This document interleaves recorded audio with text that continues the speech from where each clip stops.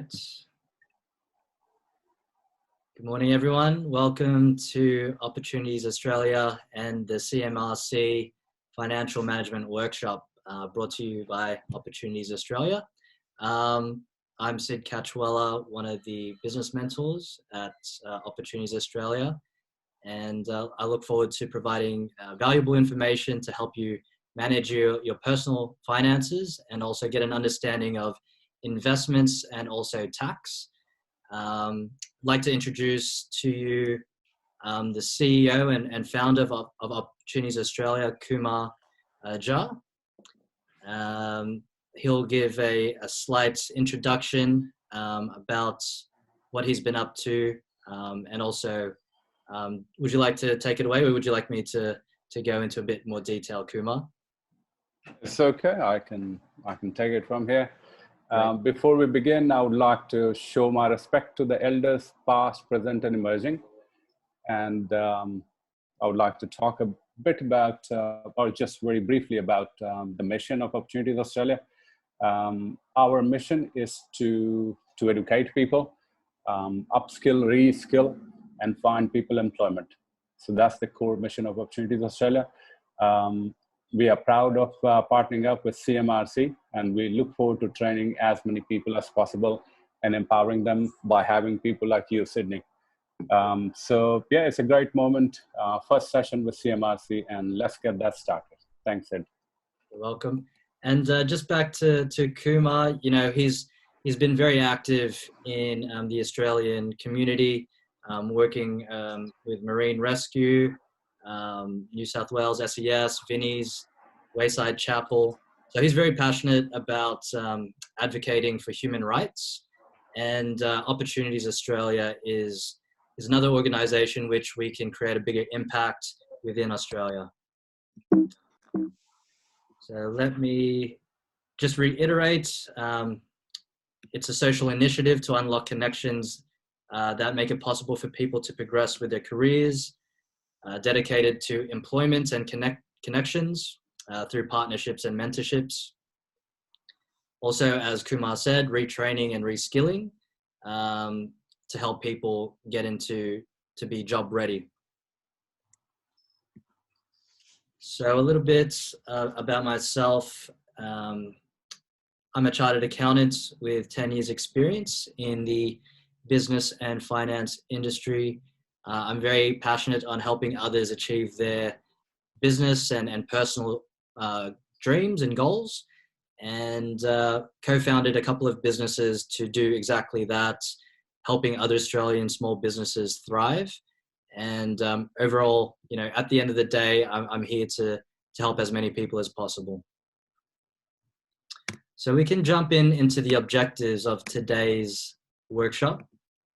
There's going to be a few key objectives we're going to try and get out, provide you and your community tools and information to help develop money management skills, get the fundamentals for understanding how to create your own budgets, and then hopefully with excess funds, you can invest and build your wealth. And also lastly, touching on basics regarding your tax return obligations.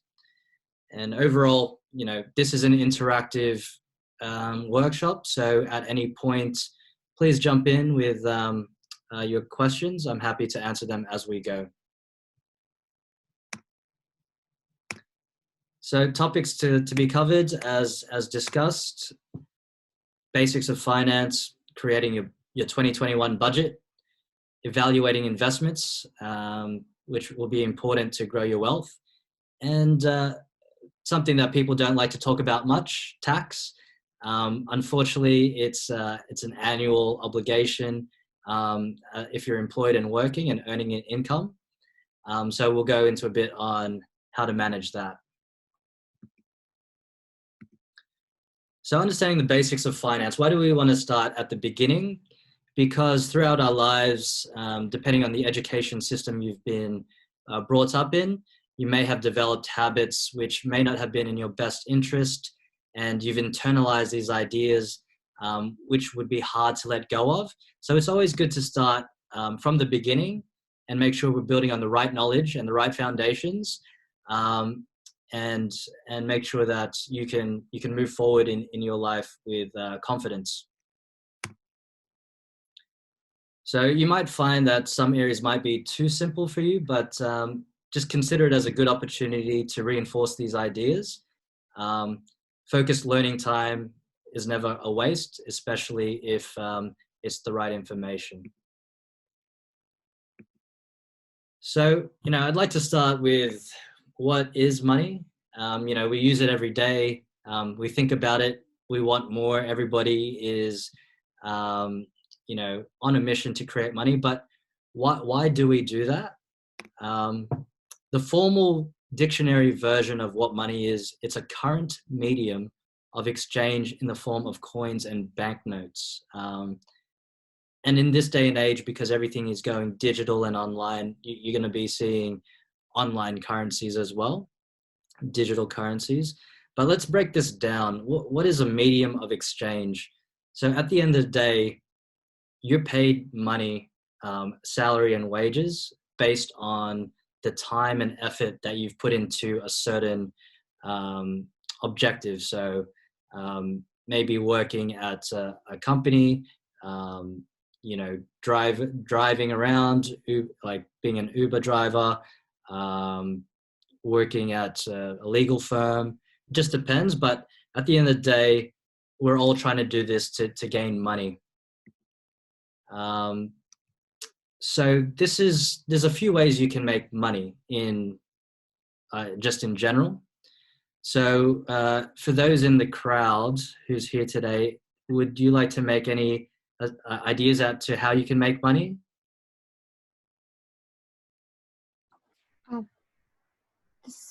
By getting a job. By getting a job? Yeah, that's right. And what kind of jobs, like, would you be making some money? Casual jobs, full-time jobs. Is that what you're asking? Yeah. So when you go to the job, I guess you're giving your time and energy and effort. Is that right? Yep. Yeah. So, knowledge. Sorry? And knowledge as well, like your experience, your... That's right. Exactly right. So there's a lot of ways that you can turn your energy and effort into to make money. So the main ones are ideas. So you might have an intellectual property or an invention or innovation that someone wants to buy because it adds value to their business. So an idea is very important. If you look at Amazon, the idea there was to sell a book. Well, it started as a bookstore, online bookstore, but the idea was to be an online e-commerce business. So that's an idea. Time. So if you're paid an hourly rate, so as you said, if you had a casual job, you're earning per hour. So time is definitely one way to produce money. Effort. So that's linked with time. So in construction, or even as a teacher or a lecturer, you're putting effort to teach, and you gain money that way.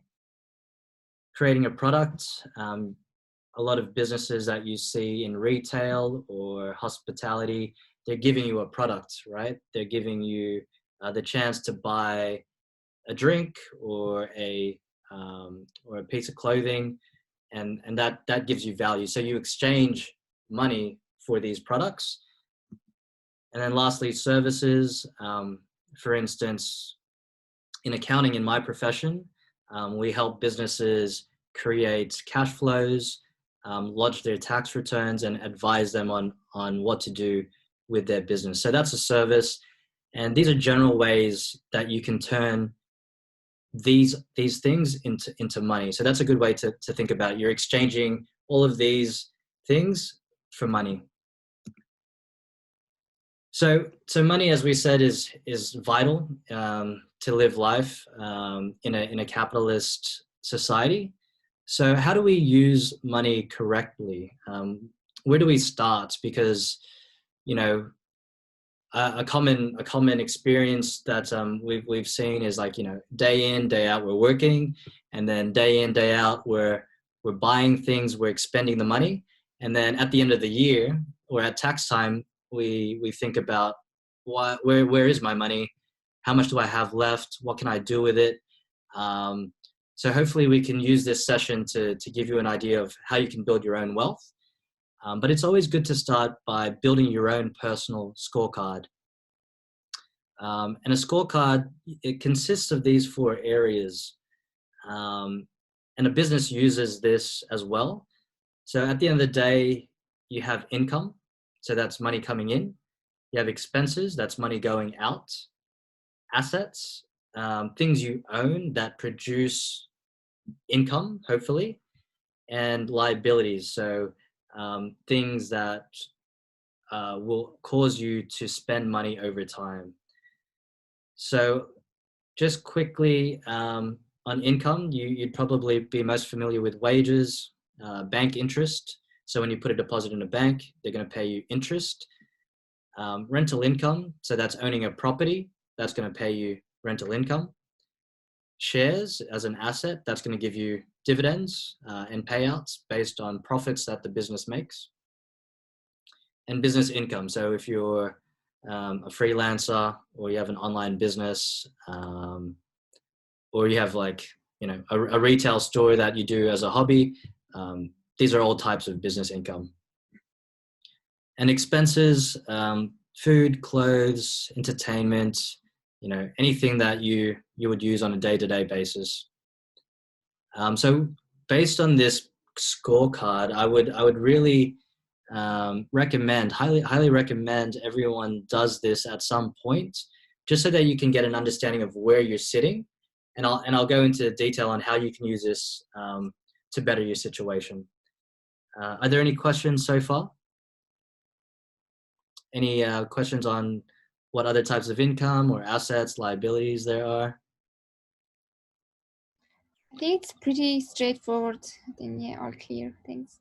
Yep, you're welcome. So we'll move on from here. So step 1, you want to create your 2021 budget. And the reason why, well, we can start with what is a budget. It's an estimation of your income and expenses for a set period of time. And this time period we're talking about is going to be the 2021. The reason why this is important, because at the end of the day, at the end of the year, you're going to have this equation, which is income coming in and then expenses going out, and it'll leave you with a number. And we hope this number is positive, because if it's positive, it means you're not overspending, and you have enough cash to do other things that can hopefully propel you forward in your finances. So an example, just as a really easy, simple example, you've got $25,000 of income from working, exchanging your ideas, your effort, products, services, and you've got $24,000 in expenses, clothes, rent, mobile bills, utilities. You've spent around $24,000 in a year. So 25 minus 24,000 is going to give you a positive number of $1,000. And that's where we want to see. We want to see more positive. The greater the positive, the more things you're able to do. And the alternative, same amount of income, but your expenses are much higher. And this could be many reasons. You could have spent more money in entertainment. You went on a holiday. You've bought a big TV, a new phone. And as you can see, now you're going to be in a negative number. So negative 3,000. This is something we want to avoid, because basically what that means is you're not earning enough to cover your expenses, and this can lead into debt. And as you've probably heard many times, debt is something you want to avoid. So we can talk about this as we go through the workshop. So say we have a positive figure, $1,000. That's fantastic. What can we do with that? We can put it in, we can save. We can put it into a high interest savings account. In Australia, you could probably find some. Highest is probably 3%. And the reason why it's not 10% or 20%, it's because an interest account is very secure. It's going to be very unlikely that the bank will close. So you'll be quite secure in obtaining that 3% at the end of the year.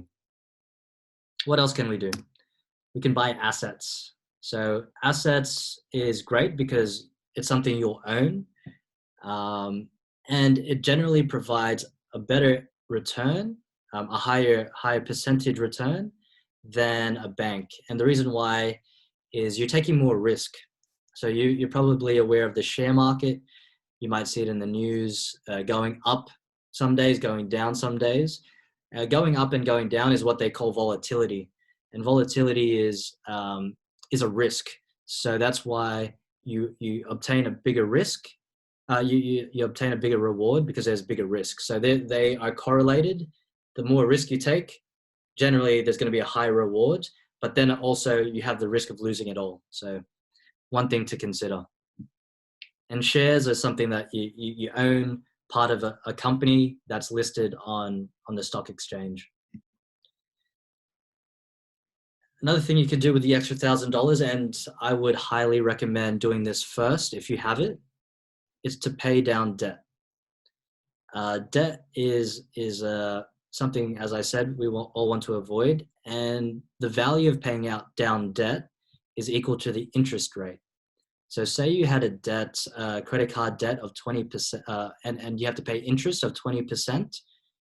By paying down that debt, you're actually saving 20%.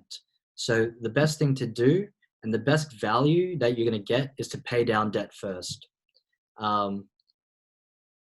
as a fundamental.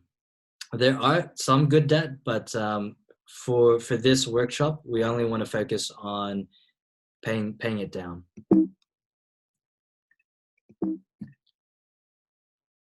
So as I said, if you have expenses larger than income, you have a loss for the year, and avoid this if possible. So there's a few ways you can get positive. There's a few ways you can target this, more income than expenses. One, increasing income. This is harder to do because you'll have to expend more time, more effort. You might have to get another job. Or you need to find a higher paying job, which is always can be difficult to do. Secondly, decrease your expenses. And this is going to be the fastest and easiest way to do it. And we can go through some examples.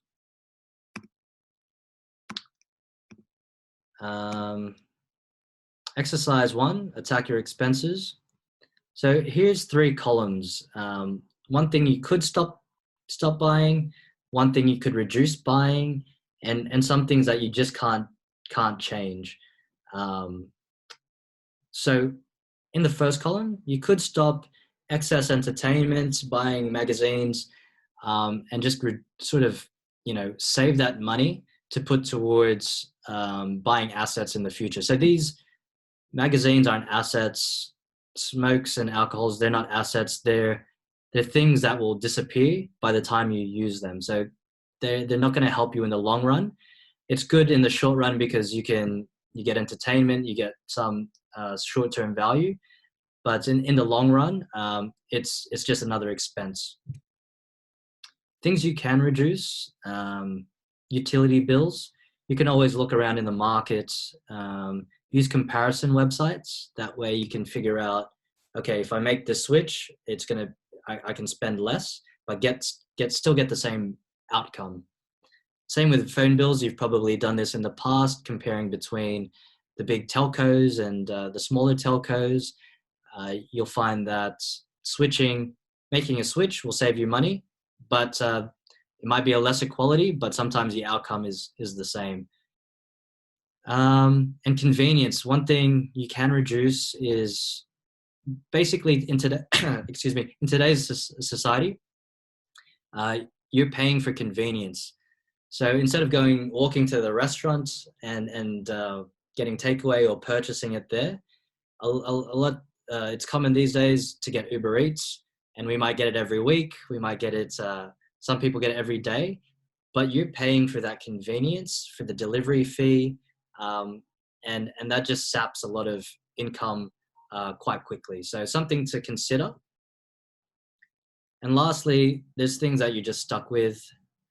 Your mortgage, you have to pay that over time. Rent, that's very hard to decrease unless you've got a good relationship with your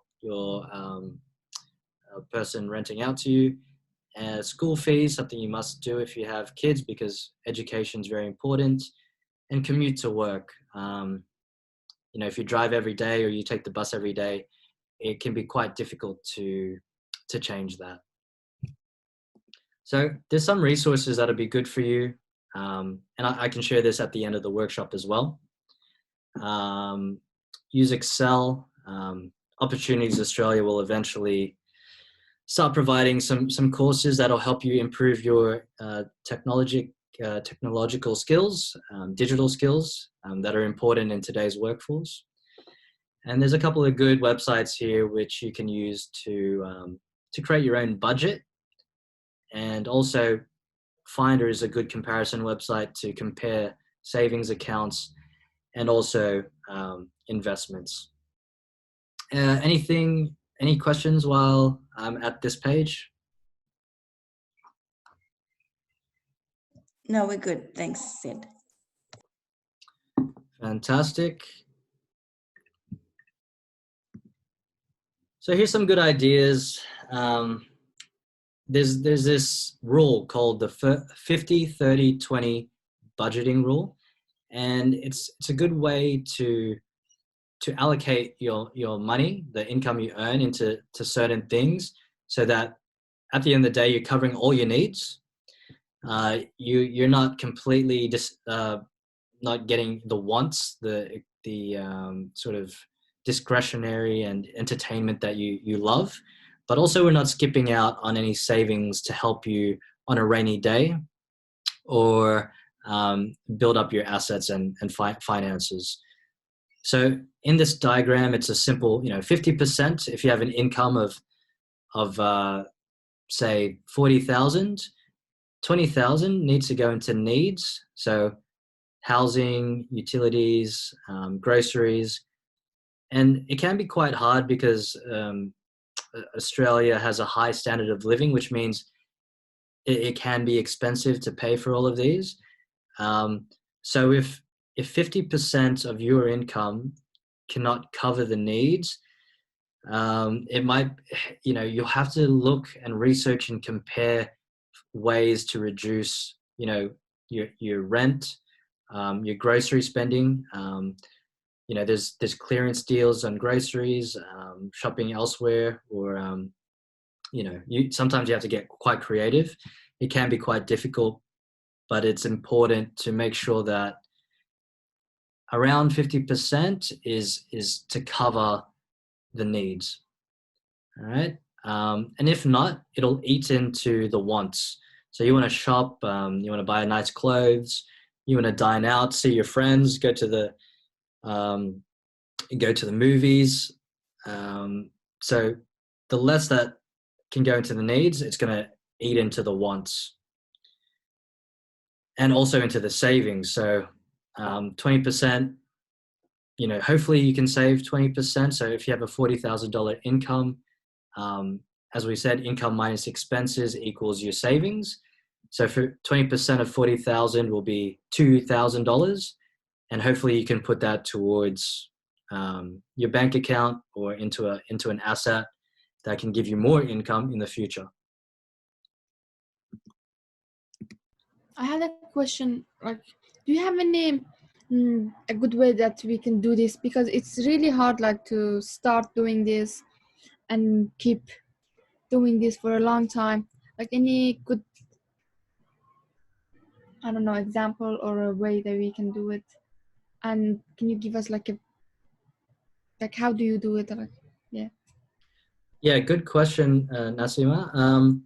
So it comes back to step one. What we'll need to do is create a budget. Okay. So, and it comes back to this personal scorecard. So what we need to do, and you can do this at home, just on a piece of paper with a pen, draw up these 4 boxes and write down next to each of these wages, 25,000, bank interest.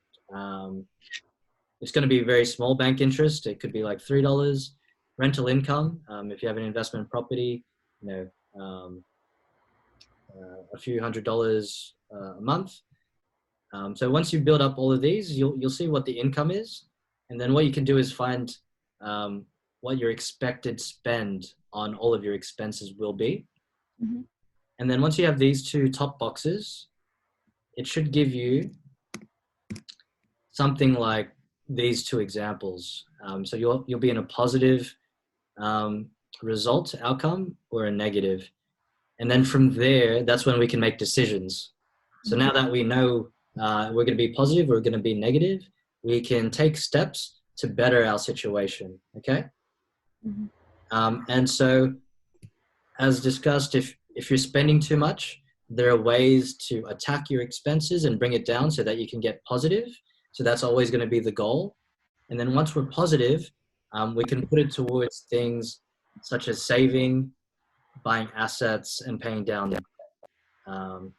So it's a bit of a process, but the first place to start is going to be here. So draw this up, and then figure out what your outcome will be, positive or negative, and then figure out what you want to do with a positive. And then if you're negative, follow this sort of this slide, finding areas you can stop and reduce, and then hopefully that can bring you into positive. But even if getting your expenses down doesn't get you positive, that means we need to spend more effort, more time to get more income. Okay? Does that answer your question, Nasima?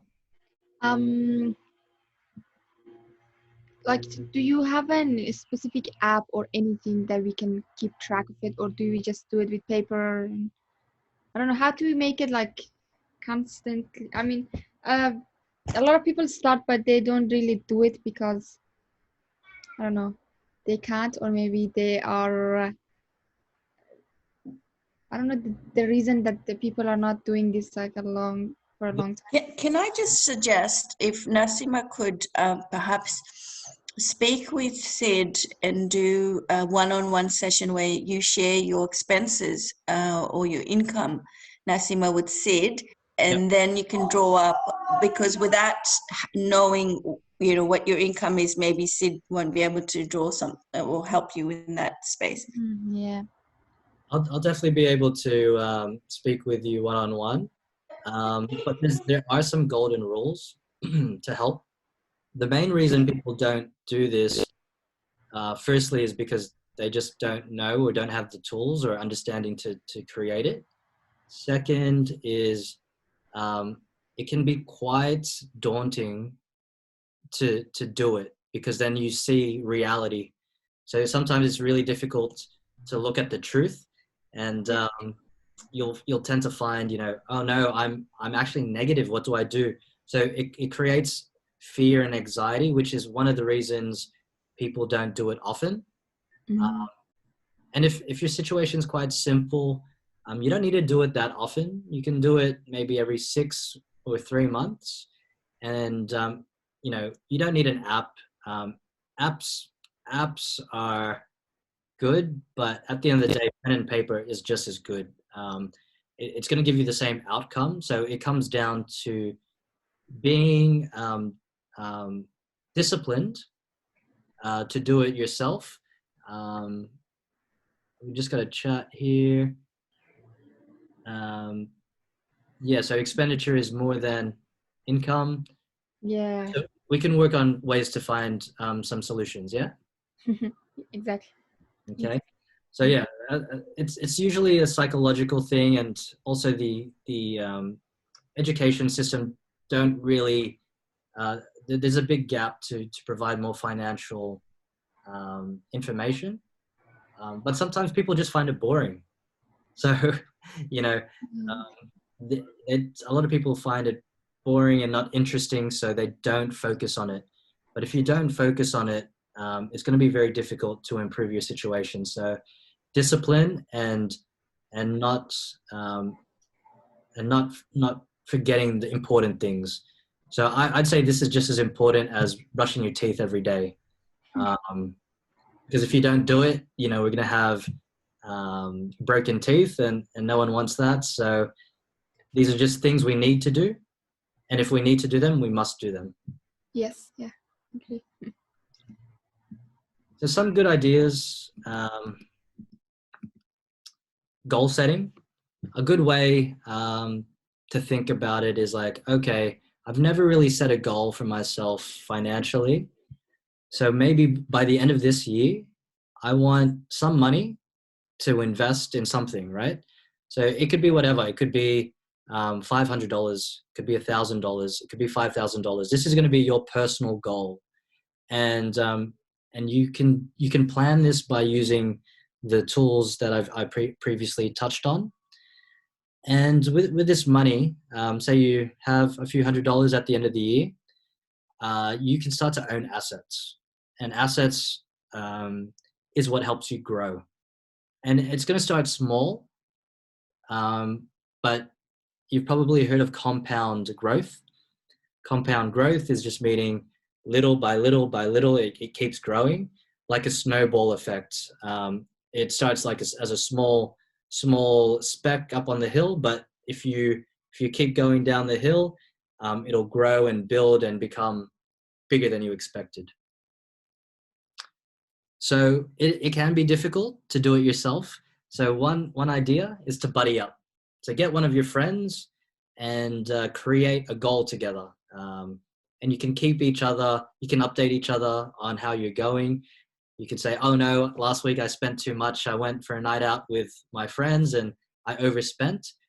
And then you could work together. Okay, maybe this week I'm going to buy some groceries, eat out less, and sort of try and make it back to the budget. Okay.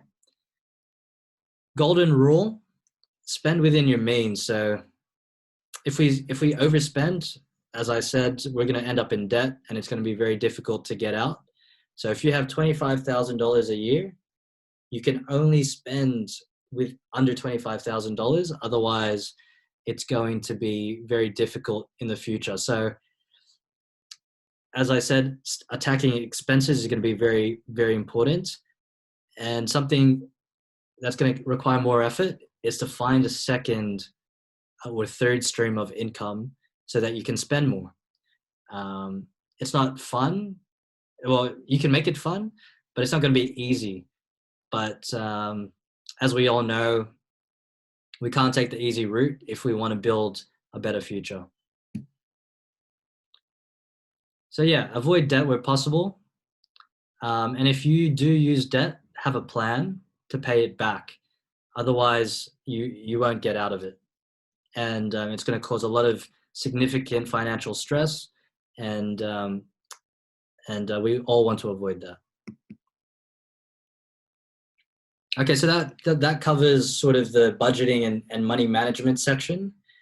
We're going to go into investments now. Are there any questions that I can answer before I go into this, or any ideas that you'd like to discuss?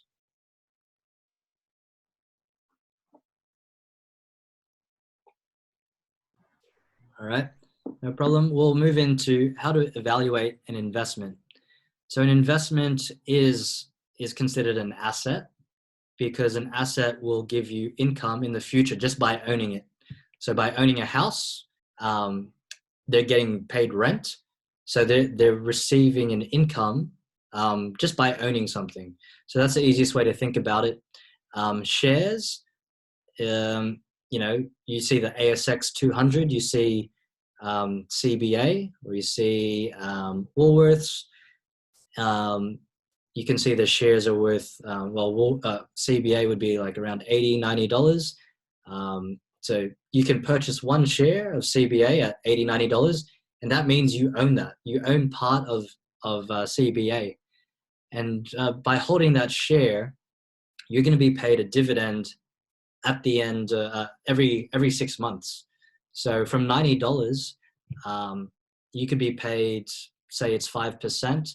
So you're getting like $4 every 6 months, which may not seem like a lot, but if you put $90 into a bank account, you're going to get 1%.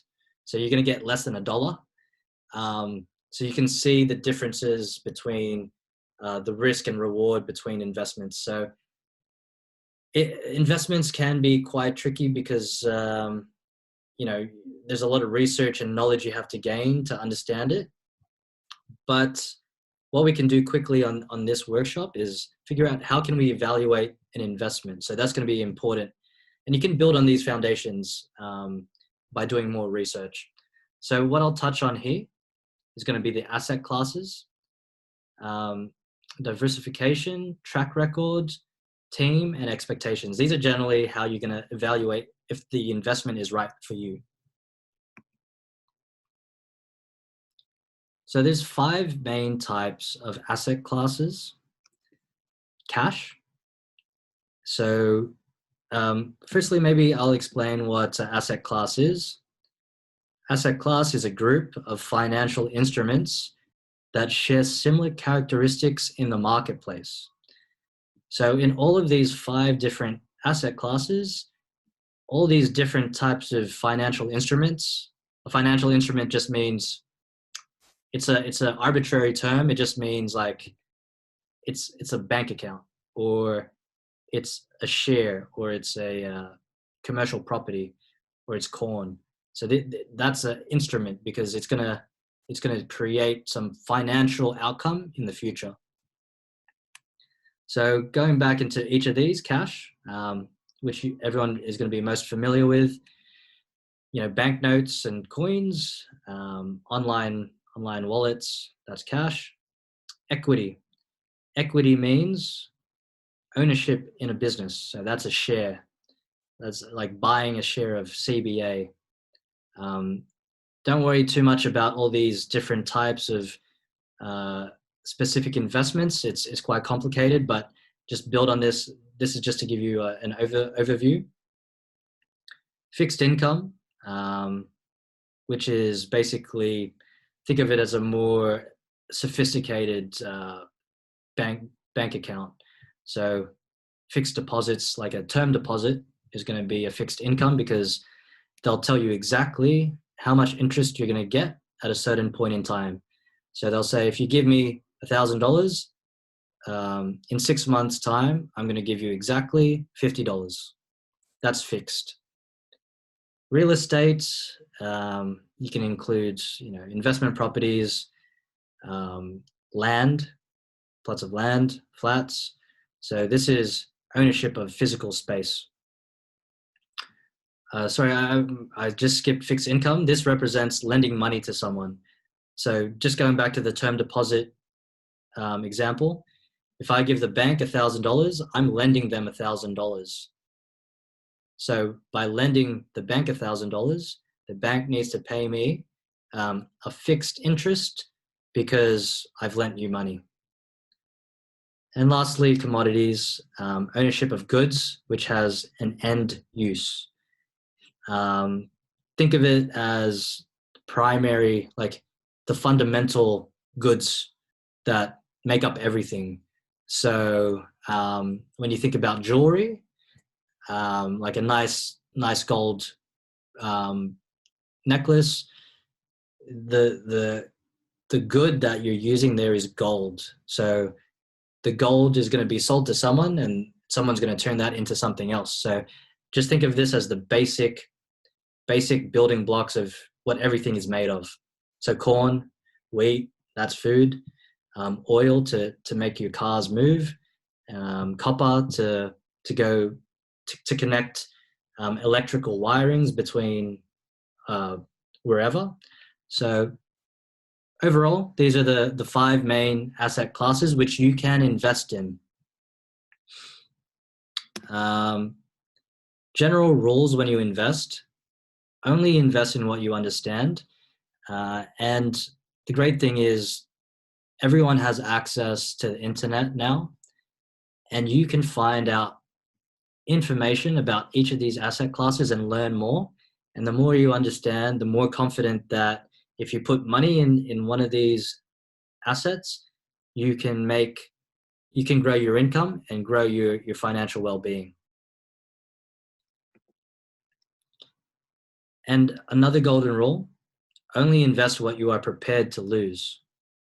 So say at the end of the year, you've saved up $1,000. That's awesome. That's amazing. So what can we do with it? Each of these asset classes have different risk. So depending on where you put it, you could lose more or you could lose less. So in cash, it's very unlikely you're going to lose $2,000 because it's held by banks and they'll pay you a very small interest.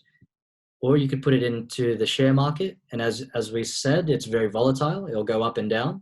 So $2,000, you might see a drop in the share market of 10%, 20%. So you're losing $200, $400 if you sell. So is that something you want to lose? So you got to be prepared to lose that. But the opposite side is the share market can go 10% up as well, and then your $2,000 has become $2,200. So that's a good way, that's a good comparison between risk and reward and the differences between asset classes. Any questions on that? Yeah, actually, so basically in order to do this, you have to be a risk taker, right? So there's no guarantees. That's right, Tamkin. There are no guarantees, and it is a risk. But society has sort of made risk a very, very scary word. Risk with losing money. But the biggest risk is losing your time, because without time and effort, you don't make money. So that's when one good example is the risk when you're in one job but don't decide to go into a better job. So the reason why a lot of people are apprehensive to go into another job is I'm scared that I won't get it. There's fear in rejection. And so the fear of not moving, you'll stay in that job and you'll just know that you'll continue to get the same. But also, say a recession hits, that job could be gone anyway. So risk is an interesting word. But when it comes to investments, that's exactly right. Without taking the risk to go into something, you'll just get the cash interest, which is going to be nothing.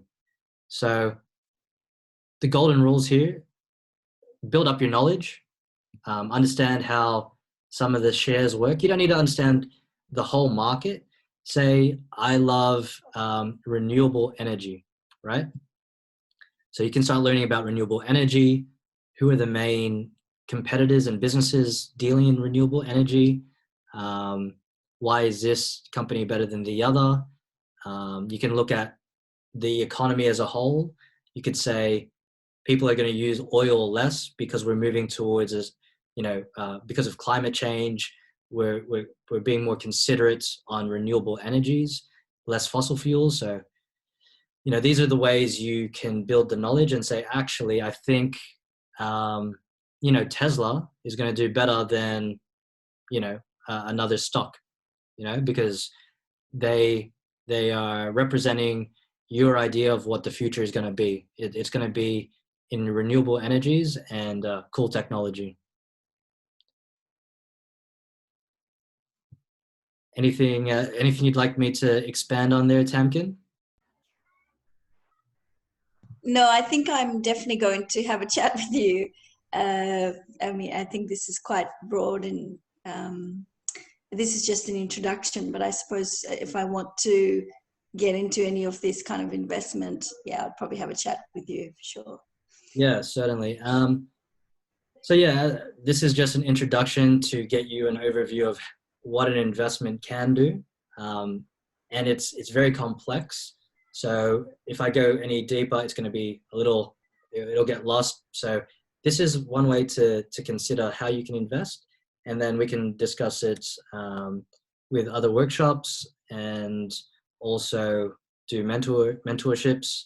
So something we can discuss soon. And I have a question, sorry. Yes. Yeah. Which one do you think is the, like, for someone who's like a student and wants to start investing, do you think is real estate investing is easier, or equity? I mean, like startup funding or...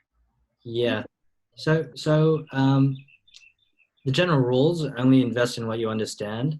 So different people with different knowledge will say it's going to be way easier to invest in equity because they understand equity. There is no shortcut. Beware of get rich quick schemes because they are based on preying on the vulnerable that are desperate to make more money really quickly. And 9 times out of 10, you're going to find that those investments don't do well because the risk is so high. And the person investing doesn't understand what they're investing in. So my response to that is you could make money in equity and you can also make money in real estate.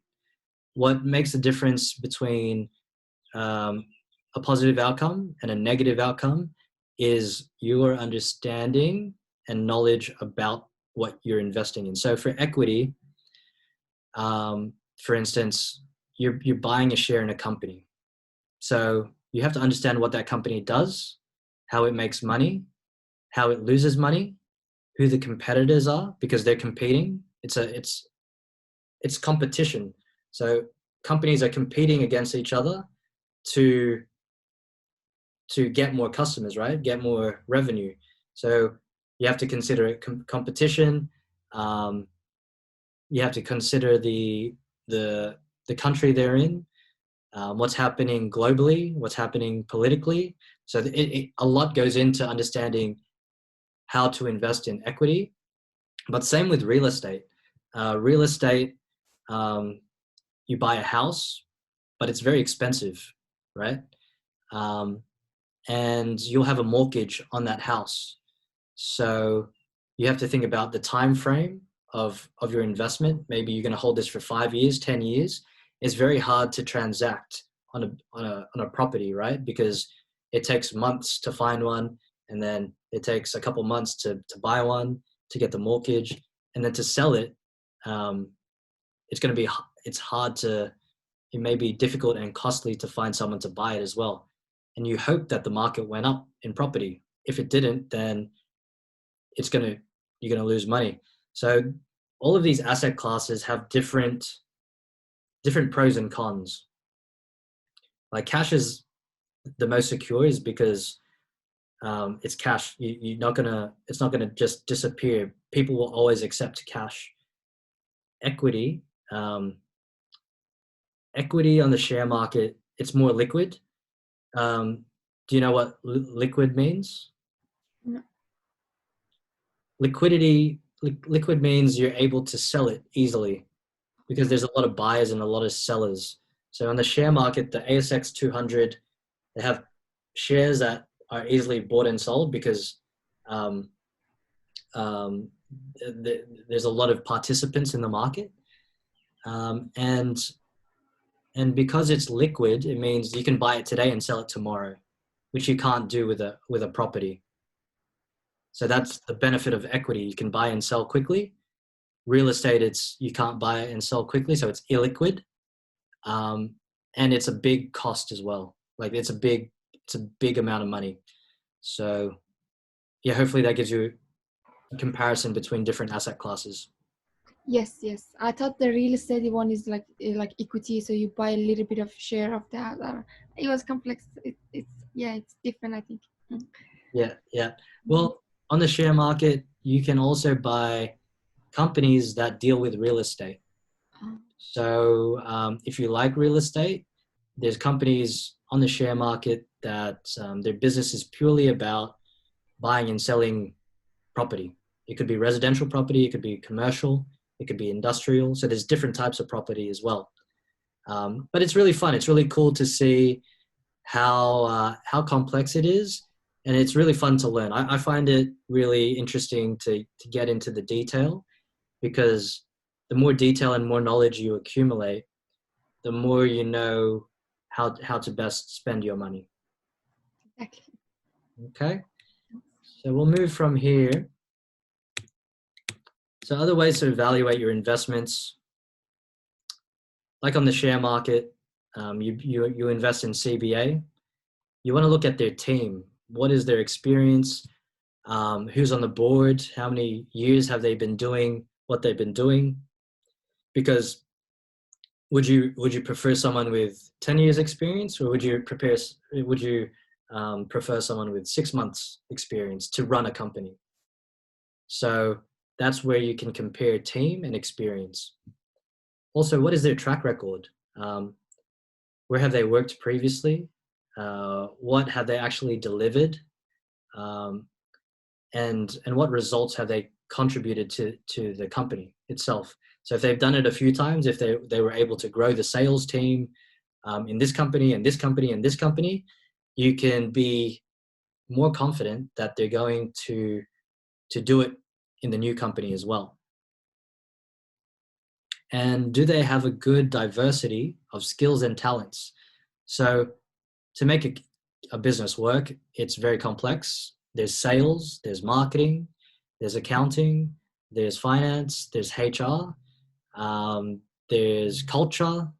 So do they have the right team to build a very balanced and sustainable business to grow? So that's a way you can evaluate the team and determine if the investment is a good idea. So that's just one thing. This isn't going to be exhaustive.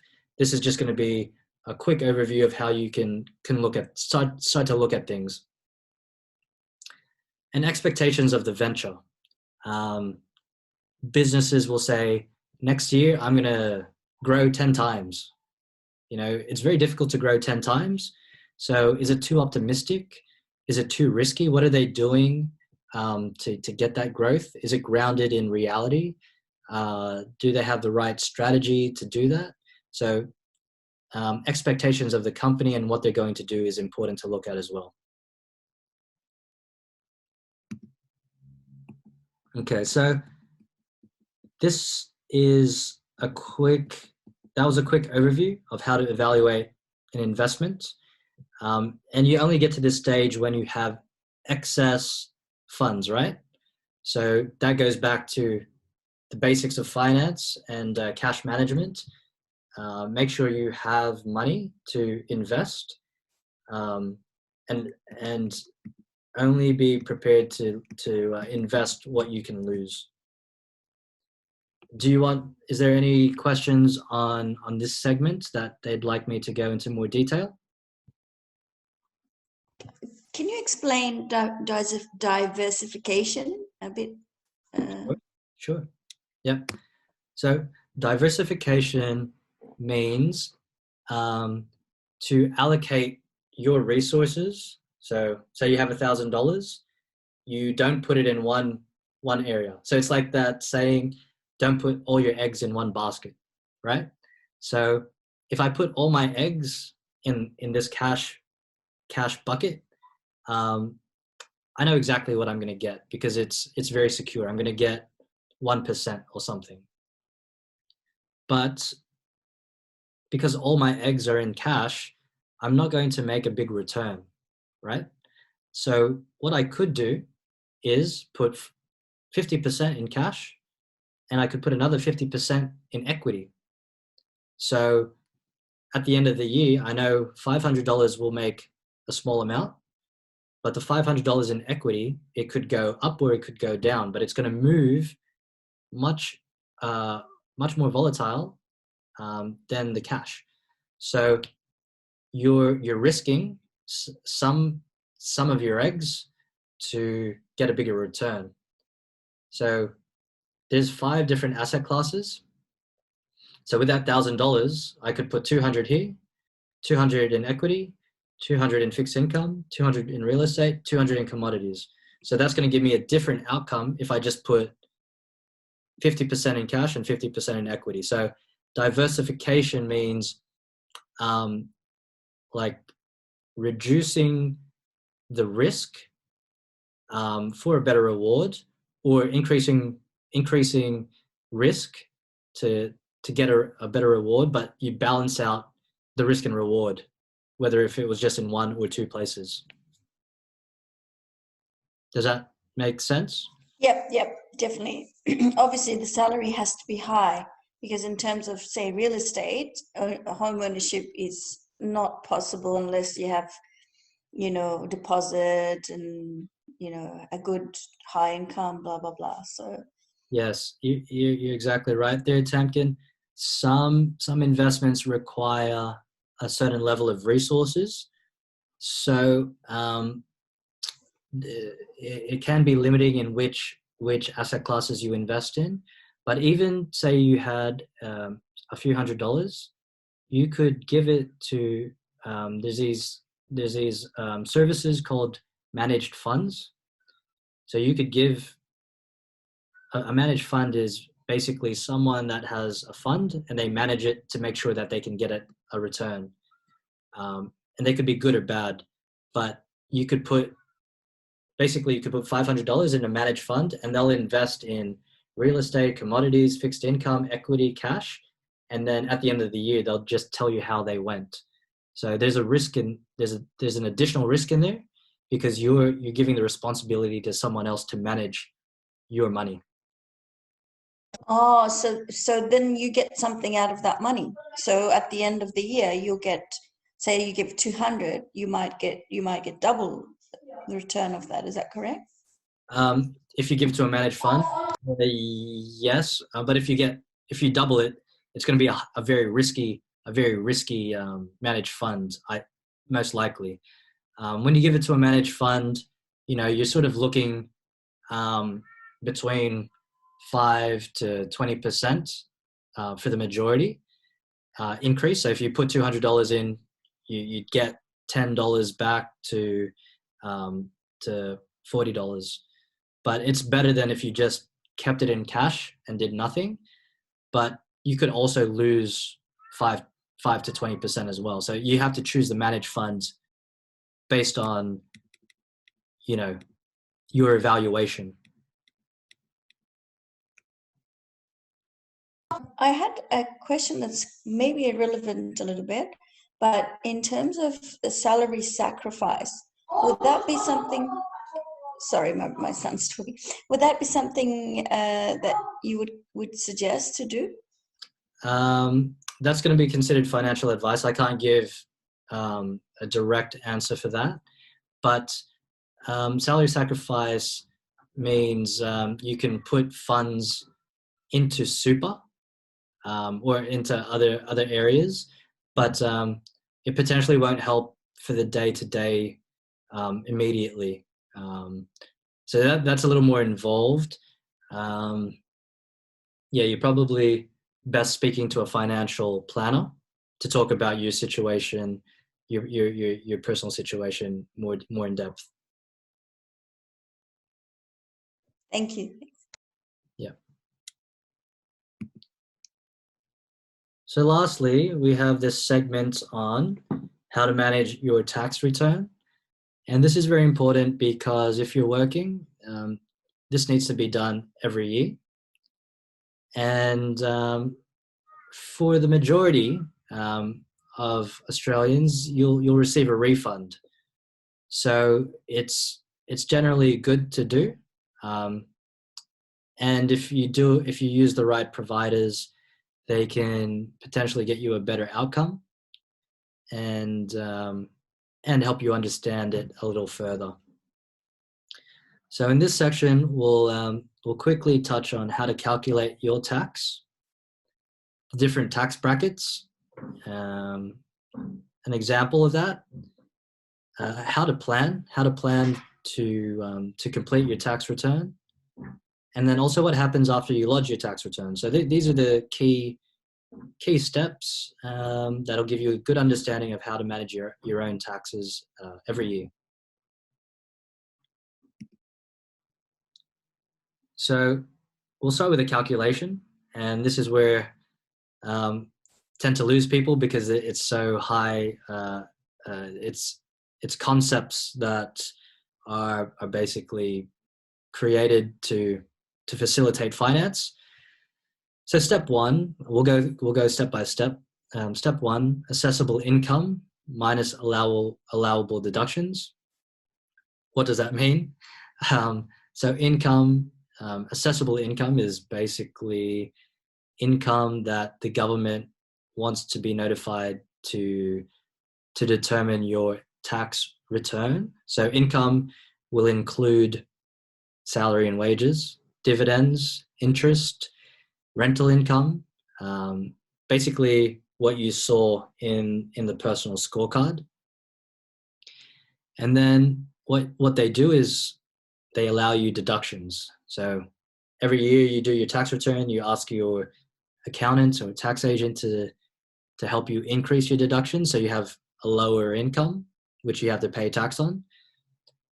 The reason why it's allowable deductions is because all expenses are not related to work or you earning income, so they're not allowed. So allowable deductions means allowed expenses which you can claim to reduce your taxable income. So once you have your taxable income, you can go into step 2, and you have to apply the tax rates, which we'll see on the next page.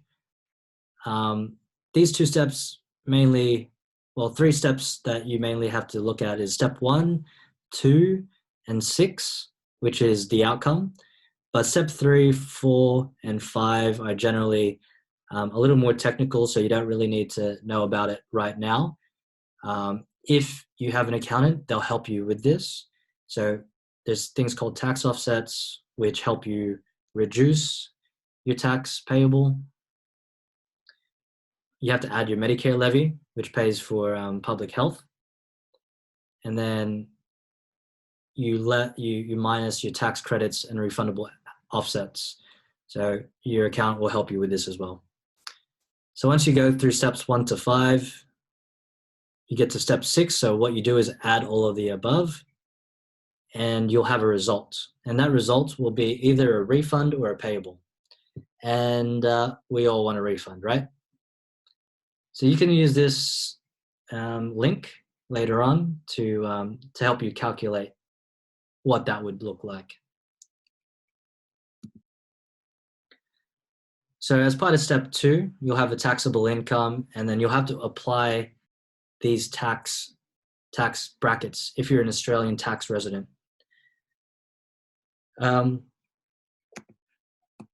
So at the end of the year, which is 30 June 2020, because this is a tax year, it's not a calendar year. A tax year ends on 30 June, and that'll be 30 June 2021.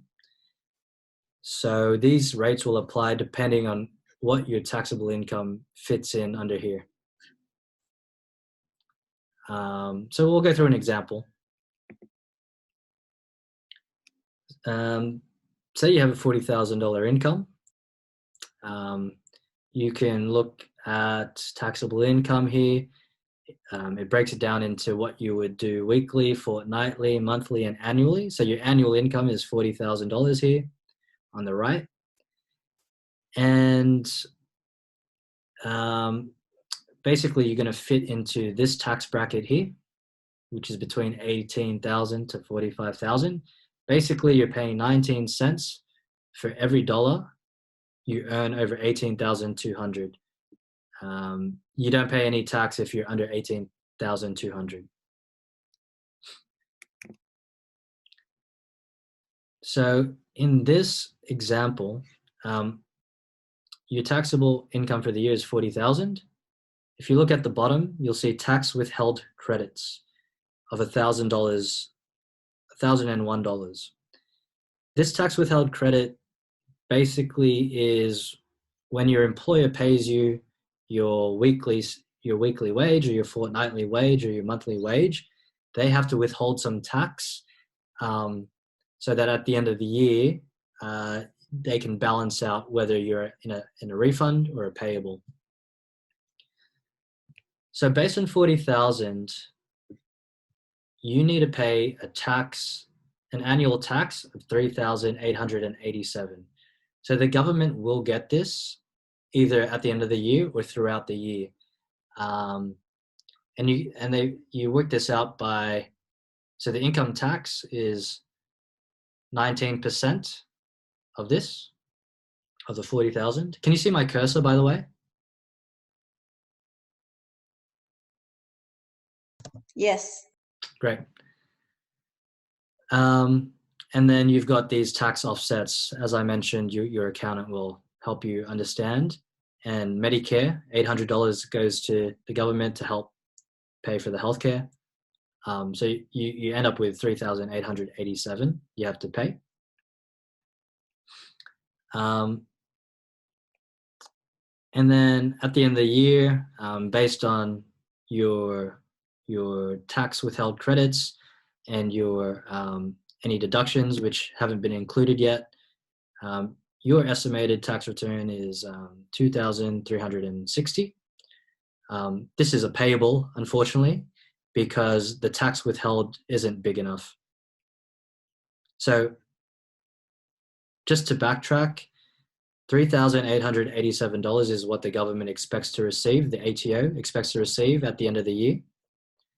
If your employer has withheld $5,000 in the year, you can expect a refund because you've paid more tax than they want to get at the end of the year. So 5,000 minus 3,887, that's $1,113.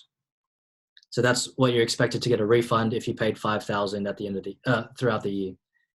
But in this example, the tax withheld credits, your employer only withheld $1,000. So the government still wants you to pay another 2,360 because you haven't paid enough. Okay, so it is a little complex, but this is just a quick overview of how to calculate your tax return. You can use this website, which is. I just have one question. Yep. Do you get any benefit from like the tax fund? Do you get any benefit from the tax? Yeah. So basically, the reason why the Australian Tax Office asks people to pay tax every year is so that they can pay for, for things that the society will use as a whole. So the tax that you pay, generally you'll see the ATO gives you a summary at the end of the year, and it shows you where they're spending your money. So some goes into military defense, security of Australia. Some goes into infrastructure such as roads and rail, buildings, parks, maintenance of all of those things. So if you look in your suburb and you have a park, some of that tax money goes into providing that societal benefit. So there's benefits like healthcare, welfare, so pensions. So when you get old and retire, you may receive a pension. So all that tax goes towards that. Okay. So a lot of people. Oh, my voice is echoing. And also, I think if we look at COVID and what happened with COVID pandemic, all the tax I think we had paid, I mean, not all of it, but it came in handy because people were able to get JobKeeper and JobSeeker money and all that. And that came from the surplus from the government that we had paid tax to. That's right. So the government collects tax to manage and help its community, well, the people they're responsible for, so Australians. And as you saw with the COVID situation, they increased the benefits for the people so that they can get through this difficult time. Okay, so Okay. this is another example. So John has an assessable income of 130,200, so that's how much he made. And then he also had allowable deductions of 5,700. So taxable income equals the income, the assessable income minus allowable deductions. So basically 130,000 minus 5,000 equals this. So now that you've got your taxable income, you have to apply the tax brackets. So the way it's worked out is, so 124,000 fits in here, and it tells you the tax you have to pay is 29. Well, this is going to be 2021. The example we're looking at is 2020, so it'll be a little bit different, but the same rules apply. 124,500 minus $90,000 times 37% plus the whatever the set amount is, the fixed amount. So John is expected to pay a total tax of 33,562 throughout the year. Also, he's got the Medicare levy, which is 2% of your taxable income. So yes, that's a tax on top of that. And then LMITO is a low middle income tax offset, which, as I said, is a little more complex, but it reduces your tax. It only reduces it by $45 in this example. So the result is $33,562 minus your tax offset, which is $45, as you can see here. And then you have to add the Medicare levy, which is the $2,490. And then when you add all of these up, you have a total tax payable of $36,007 for the end of the year.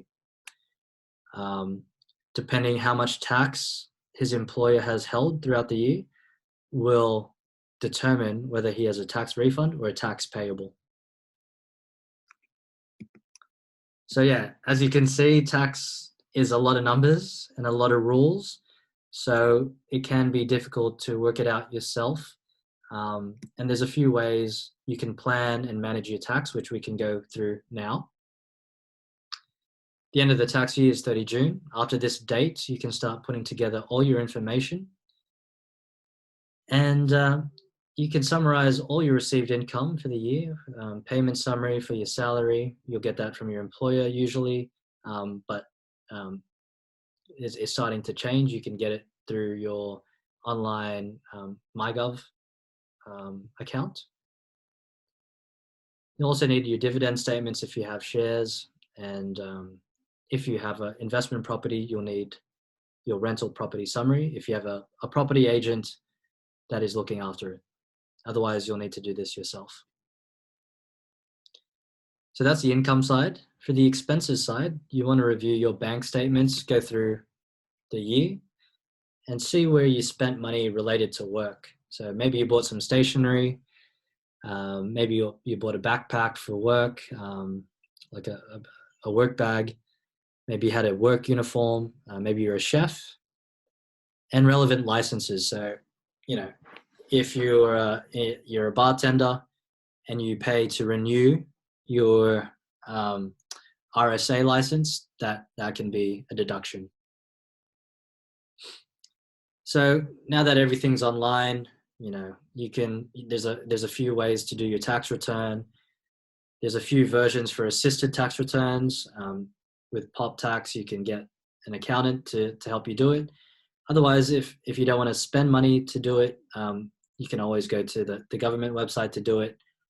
The difference is you'll get more assistance to find deductions to maximize your outcome by using a non-government website.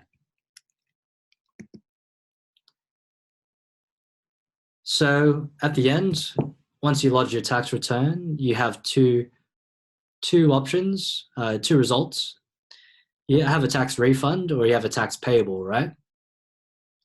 So with your tax refund, that's great because money, cash, is coming back to you.